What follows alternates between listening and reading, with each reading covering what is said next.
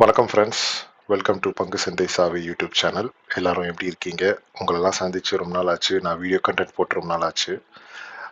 நிறைய personal work இருந்ததுனால என்னால் போட முடியல. ஆஹ் இப்போ மறுபடியும் தொடருவோம். இப்போ இன்னைக்கு கண்டென்ட் என்ன அப்படின்னா, பங்கு சந்தை அப்படின்றதே ஒரு வர்த்தகம்.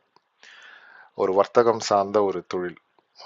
நம்ம தினமும் பணம் போட்டு அந்த பணத்தை வந்து ஒரு ஸ்டாக்லேயோ ஆப்ஷன்ஸ்லேயோ போட்டு அந்த பணத்து மூலமாக ஒரு லாபத்தை ஈட்டி அந்த லாபம் மூலமாக மேற்கொண்டு அடுத்த நாள் அடுத்த வாரம் அப்படின்னு சொல்லிட்டு நம்ம போய்கிட்டே இருப்போம். அதுவே ஒரு வர்த்தகம் அப்படின்னா, இந்த பங்கு சந்தையை சொல்லித்தரேன் அப்படின்ற பேர்ல இன்னொரு வர்த்தகம் நடக்குது. என்கிட்ட கிளாஸ் படிங்க, என்கிட்ட இவ்வளோ கட்டுங்க, நான் உங்களுக்கு இந்த ஸ்ட்ராட்டஜி சொல்லித்தரேன் அப்படின்ட்டு. இப்போ ஏகப்பட்ட பேர் ப்ரைஸ் ஆக்ஷன் சொல்லி தரத்துக்கு வந்துட்டாங்க. பார்க்குற எந்த பக்கம் திரும்பினாலும் இது ஒரு ஸ்ட்ராட்டஜி, அந்த ஒரு ஸ்ட்ராட்டஜி, அதை பண்ணுங்க, இதை பண்ணுங்க, இப்படி பண்ணி பாருங்கன்னு. உண்மையிலுமே பங்கு சந்தை ஸ்டாக் மார்க்கெட் அப்படி ஒர்க் ஆகாதுங்க. அப்படி வேலை செய்யாது. நீங்க நினைக்கலாம், ஒரு நாள் வந்து ஒர்க் ஆகும், ஒரு நாள் ஒர்க் ஆகாது. இல்ல ஒரு வாரம் ஒர்க் ஆகும், அடுத்த வாரம் ஒர்க் ஆகாது. ஒரு மாசம் ஆகும், இல்ல இன்னொரு மாசம் ஆகாம போயிடும். அதனுடைய தன்மையே அது மாத்திக்கும். நீங்க நினைக்கலாம், போன வாரம்லாம் நான் நல்லா தானே ட்ரேட் பண்ணேன், ப்ராஃபிட் பண்ணேன், இந்த வாரம் பண்ணவே முடியல அப்படின்ட்டு. ஏன்னா, அது அதனுடைய தன்மையை மாத்திக்கிட்டே தான் இருக்கும். ஏன்னா, போன வாரம் வர்த்தகம் நடக்கும்போது அதனுடைய குறிக்கோள் ஒண்ணு. இந்த வாரம் அதனுடைய குறிக்கோள் வேற. உலகத்துடைய செய்திகள், மத்த நாட்டுடைய செய்திகள், மத்த வர்த்தகத்துடைய செய்திகள் இதெல்லாம் சேர்ந்து, அதுக்கேத்த மாரி தன்னுடைய இயல்ப மாத்திக்கிட்டே தான் இருக்கும். அதனால வந்து அது அது வந்து ஒரு நிலையான ஒரு தன்மை கொண்டதே கிடையாது. யாராலுமே ஒரு ஸ்ட்ராட்டஜிய கடைசி வரைக்கும் இந்த மார்க்கெட்ல சக்சஸ்ஃபுல்லா பயன்படுத்த முடியும் அப்படின்னு சொல்லவே முடியாது. அது இயல்பாவே நடக்காது. அப்படி நடந்தா அதுக்கு பேர் பங்கு சந்தையே கிடையாது. பங்கு சந்தைன்றது வந்து வெறும் சைக்காலஜி நிறைய ட்ரேடர்ஸால மட்டுமே பின்பற்றப்படுற இல்ல வந்து ஃபாலோ பண்ணப்படுற ஒரு விஷயம் இல்ல. அது வந்து இன்னும் நிறைய விஷயங்கள் அது ஃபாலோ பண்ணுது. நீங்க ஒரு நாள் பார்த்தீங்கன்னா, அமெரிக்கால இருக்க மார்க்கெட் வந்து பயங்கரமா டவுன் ஆகும். ஆனா நம்ம மார்க்கெட் அடுத்த நாள் காலையில பார்த்தா அவ்வளோ டவுனே ஆயிருக்காது. ஒரு நாள் வந்து அமெரிக்கா மார்க்கெட் பயங்கரமா ஏறும். ஆனா நம்ம மார்க்கெட் டவுன் ஆகும். சம்மந்தமே இல்லாம போகும். எல்லாரும் என்ன சொல்லுவாங்க, நம்ம மார்க்கெட் அமெரிக்க பங்கு சந்தை மார்க்கெட்ட தான் ஃபாலோ பண்ணுது அப்படின்னுவாங்க. எல்லா மார்க்கெட்டும் அமெரிக்க மார்க்கெட்ட தான் ஃபாலோ பண்ணுதுன்னுவாங்க. பண்ணுது. ஆனா, அது எல்லா நாளுமே பண்ணாது. ஓவரால் கடைசியா அது எங்க போய் நிக்கும்னா, அது யுஎஸ் மார்க்கெட்ட ஃபாலோ பண்ணி தான் நிக்கும். ஓவரால் ஃபைனலா ஒரு ஸ்டேஜ்ல. எல்லா ஆக்ஷன்ஸும் முடிஞ்சு கடைசியா எல்லாமே அதாவது எல்லா சத்தமும் அமைதி ஆனதுக்கு அப்புறம் எல்லாமே நார்மலா போய்க்கிட்டு இருக்கு. எந்த பிரச்சனையும் இல்லாம போகும்போது, அப்போ கடைசியா இந்தியன் மார்க்கெட் யுஎஸ் மார்க்கெட்ட ஃபாலோ பண்ணி தான் ஆகும். அதுவரைக்கும் அதுல ஒரு நிலையற்ற தன்மை இருந்துகிட்டே தான் இருக்கும். உங்களால வந்து எதிர்நீச்சல் அதுல போடவே முடியாது. Price action. எத்தனை பிரைஸ் ஆக்ஷன் கான்செப்ட் ஃபெயிலியர் ஆயிருக்கு தெரியுமா? முதல்ல பிரைஸ் ஆக்ஷன் அப்படின்றது வந்து எல்லா ஸ்டாக்லயும் ஒர்க்கே ஆகாது. ஒரு சில ஸ்டாக் பார்த்தீங்கன்னா, இப்போ இப்போ இப்போ இந்த ஸ்டாக் பிஎஸ்சி இப்போ உங்க கண்ணு முன்னாடி இருக்கிறது பாருங்க. இது எவ்வளோ நேர்கோட்டுல ஒரு ஒரு ட்ரெண்டா போகுது பாருங்க. ஒரு ஒரு ஒரு ஒரு அப் ட்ரெண்ட் கிளியரா தெரியுது. நான் ஒரு ட்ரெண்ட் லைன் போட்டு காட்டுறேன். இது பாருங்க. எவ்வளோ கிளியரா அந்த ட்ரெண்ட் லைன மதிக்குது பாருங்க. கரெக்ட்டா அந்த ட்ரெண்ட் லைன் சப்போர்ட் எடுக்குது, மேல போகுது. ட்ரெண்ட் லைன் சப்போர்ட் எடுக்குது, மேல போகுது. இங்க வருது, மேல போகுது. கரெக்ட்டா போகுதுங்களா? இது மாரி எல்லா ஸ்டாக்குக்கும் இந்த மாரி ஒரு அமைப்பு அமையவே அமையாது. ஏன் இந்த ஸ்டாக்குக்கே சில சமயம் அமைஞ்சிருக்காது. இப்ப பார்த்தீங்கன்னா, ஆ இப்ப பாருங்க. இங்க ஒரு ட்ரெண்ட் லைன் போடுறேன். 2 லோ கனெக்ட் ஆயிருக்கு. ஆனா பாருங்க, உடைச்சிருக்கா? உடைச்சு என்ன பண்ணியிருக்கு? திரும்ப மேல போயிருக்கு. இப்போ உடைச்சவன்லாம் என்ன பண்ணியிருப்பான்? இது டவுன் ட்ரெண்ட்ன்னு வெளியில வந்திருப்பானா? மறுபடியும் மேல ஏறியிருக்கு. இப்போ பிரைஸ் ஆக்ஷன ஃபாலோ பண்ற நெறைய பேரு, இது சப்போர்ட்ன்னு நெனச்சு இங்க வாங்கியிருப்பானுங்களா? இங்க வாங்குனவனுங்கலாம் இங்க சப்போர்ட் எடுக்குது, மேல வந்து சப்போர்ட் எடுக்குதுன்னு சொல்லிட்டு வாங்குனவனுங்கலாம், திரும்பவும் வெளியில வந்துருச்சு பாருங்க. அப்ப என்ன பண்ணியிருப்பானுங்க? எக்ஸிட் ஆயிருப்பானுங்க. இப்போ 2 பேருக்குமே அடி விழுந்திருக்கு. இது வெளியில வந்துருச்சு, ட்ரெண்ட் பிரேக் பண்ணிடுச்சு அப்படின்னு சொல்லிட்டு வித்தவனும் அடி வாங்குவான்.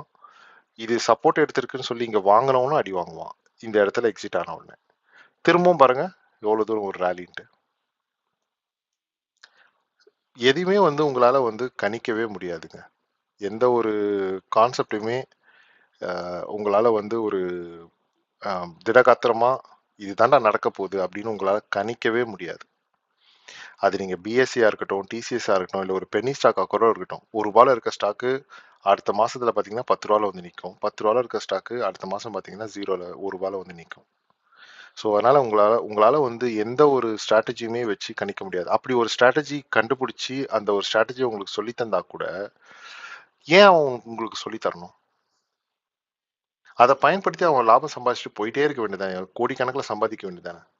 அவன் ஏன் உங்களுக்கு சொல்லி தரணும்? அத ஏன் காசாக்கி விக்கணும்? அது வேலை செய்யாதுன்னு சொல்லல. கண்டிப்பா வேலை செய்யும். ஆனா, குறிப்பிட்ட நேரத்துல குறிப்பிட்ட ஸ்டாக்குக்கு தான் வேலை செய்யும். அது இந்த ஸ்டாக்குக்கு தான் வேலை செய்யும், இந்த ஸ்டாக்குக்கு தான் வேலை செய்யாதுன்னு நம்மளால கண்டுபிடிக்க முடியாது. பிரச்சனையே அங்க தான்.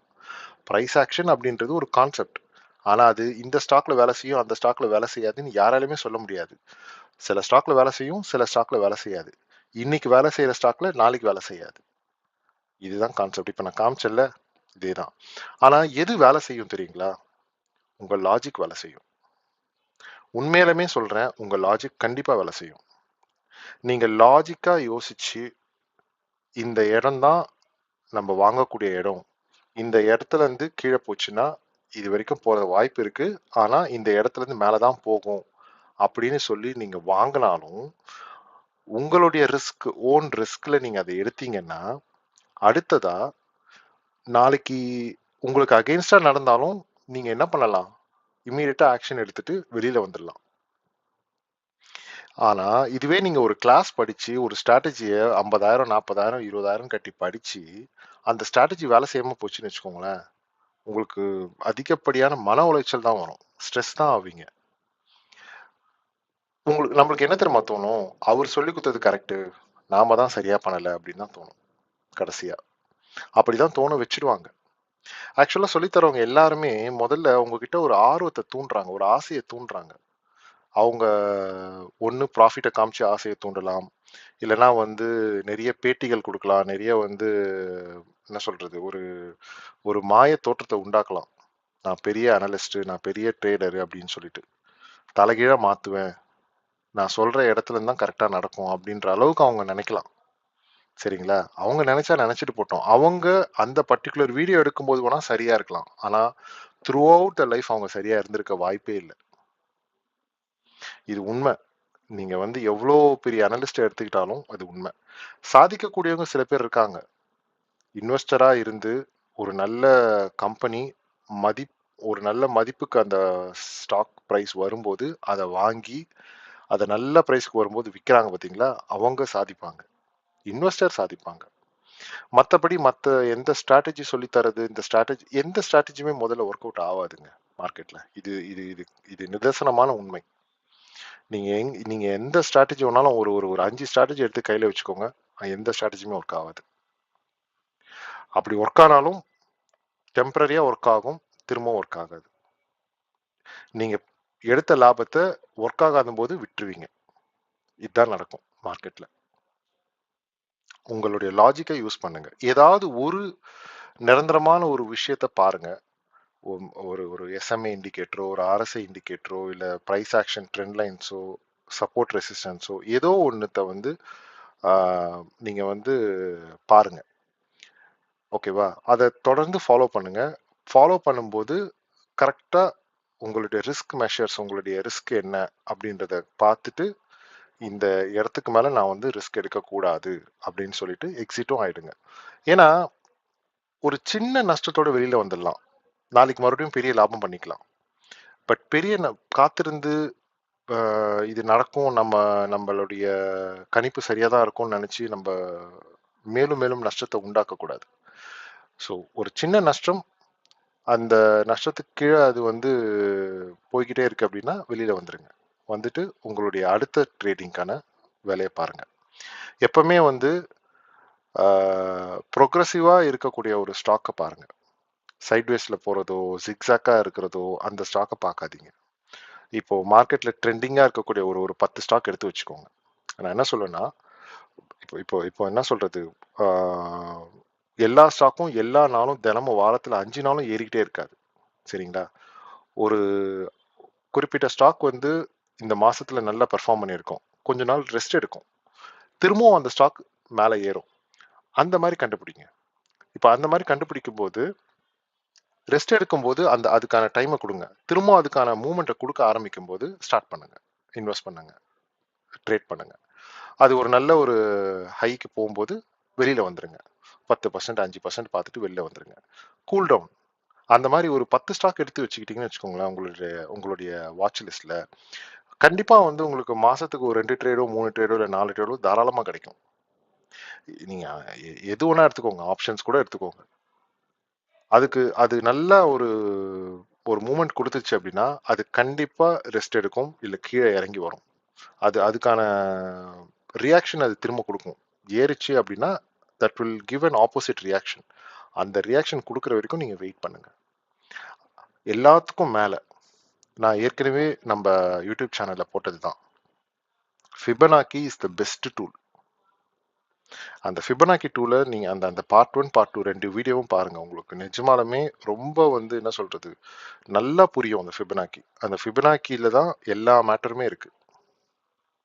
ஃபிபனாக்கி வந்து 100% ஒர்க் ஆகுற ஒரு இண்டிகேட்டர் அப்படின்னு நான் சொல்ல மாட்டேன். உங்க லாஜிக்க அந்த ஃபிபனாக்கி டூல வச்சு நீங்க பயன்படுத்தினீங்கன்னா, உங்களுடைய சக்சஸ் ரேட் இன்க்ரீஸ் ஆகும். நீங்க பயப்பட வேண்டிய அவசியம் வராது. அண்ட் லெவல்ஸும் உங்களுக்கு கிட்ட கிட்ட இருக்கிறதுனால, இத கிராஸ் பண்ணுச்சுன்னா நீங்க வெளிலயும் வந்துடலாம். ஸோ ஃபிபனாக்கி யூஸ் பண்ணி நீங்க ட்ரேட் பண்ணீங்க அப்படின்னா, சக்சஸ் ரேட் இன்க்ரீஸ் ஆகும். தைரியமா ட்ரேட் பண்ணலாம். ஸோ ஃபிபனாக்கி டூல்ஸ் இத பத்தி போட்டிருக்க அந்த வீடியோவையும் பாருங்க. உங்களுக்கு கண்டிப்பா யூஸ்ஃபுல்லா இருக்கும்.